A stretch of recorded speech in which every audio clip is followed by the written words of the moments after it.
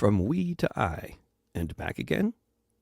What can we learn from which pronoun people use in comments and messages on social media? A lot. You can find this in both written and podcast forms on Substack, on Patreon, and at davidrovics.com/thisweek.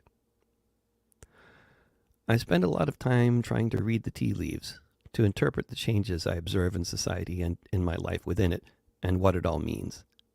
What makes this effort feel like more of an art than a science is the multiplicity of factors involved with all the changes. Why, for example, has there been such a precipitous drop over the past decade in the USA in the number of people who claim to be professional artists on their tax forms? Well, for one thing, because there are so many fewer people able to make a living as artists now than 10 years ago. But why is that? That's when the multiplicities come in. There are too many factors. The rise in the cost of housing for artists who rent, the disappearance of so many venues, the increasing shortage among the remaining venues of places where you don't have to pay to play, and the widespread loss of merch revenue due to free streaming corporations are some fairly obvious ones.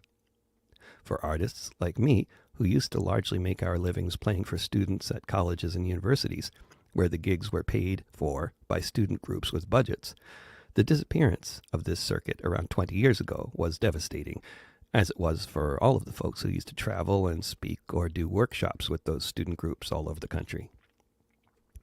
If you are watching these changes take place in the U.S. scene, while also touring a lot in other parts of the world during these same years, the differences became easier to observe and far more stark, especially between Europe and the U.S. So many more centrally located, free venues to make use of in Europe, so many organized networks of people, so many subsidies for the arts, and so many forms for venues and groups to take advantage of.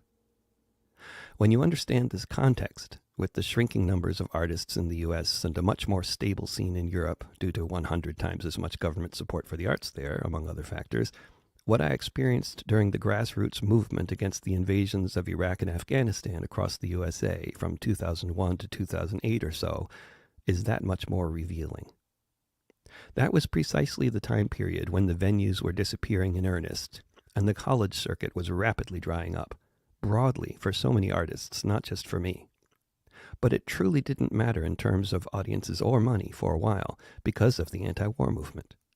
Touring in Europe or touring in the U.S. back then were very similar experiences in terms of audiences and money, despite the tremendous differences between them in terms of the existence of institutions and support for the arts in Europe, and the lack of these things in the U.S.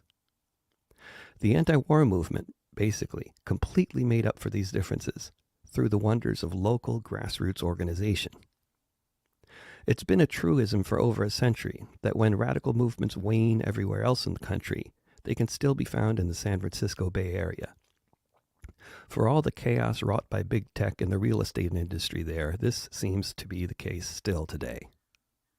I reflect on this as I'm organizing another little tour of California, only a couple months after the last one, although I've hardly been anywhere else in the country aside from the West Coast in years.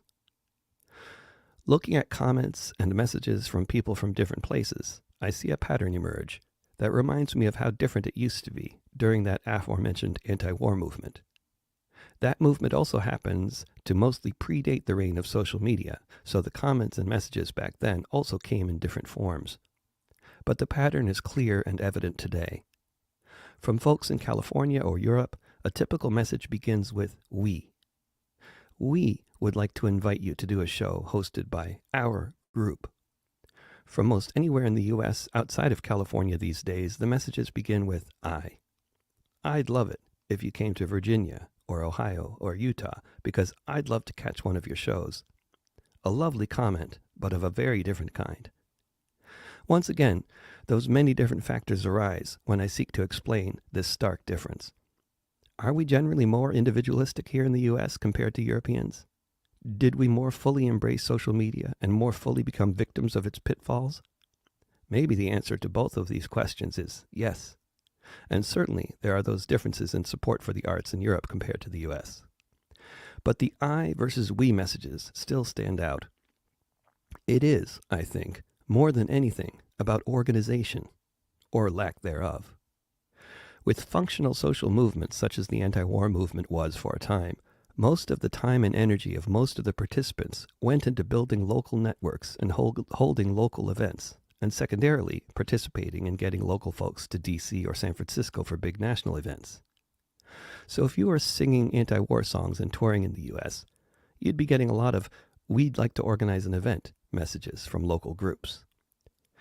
The "we" messages from Europe are written by individuals, of course, but they're from individuals who represent a booking collective at an anarchist social center, or a local branch of a union, or someone from the booking committee for a festival, or someone organizing the cultural component of a left party conference. The "I" messages from the folks across the US are clearly written by people coming from the same sorts of political tendencies with the same sorts of musical tastes. The difference is their isolation. The political tendency is that of a subreddit or Facebook discussion group, not a group that holds physical meetings in a physical location every Wednesday evening and has a committee of people dedicated to organizing physical events in the real world.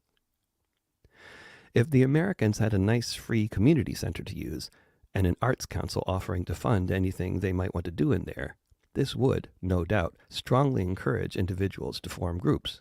That's how good social planning and urban design work. They encourage this sort of thing. Without that, and with the aid of social media and the lack of a social movement to counter these atomizing tendencies, we're left with a bunch of disparate individuals and their nice but usually impotent I statements. I wish so much for the day when I can once again share the good news about all the we statements I'm getting from across the US and the travels that could result from them. In the meantime, I'll be looking forward to pursuing those we statements in 2023, which continue to emanate mainly from Europe and California.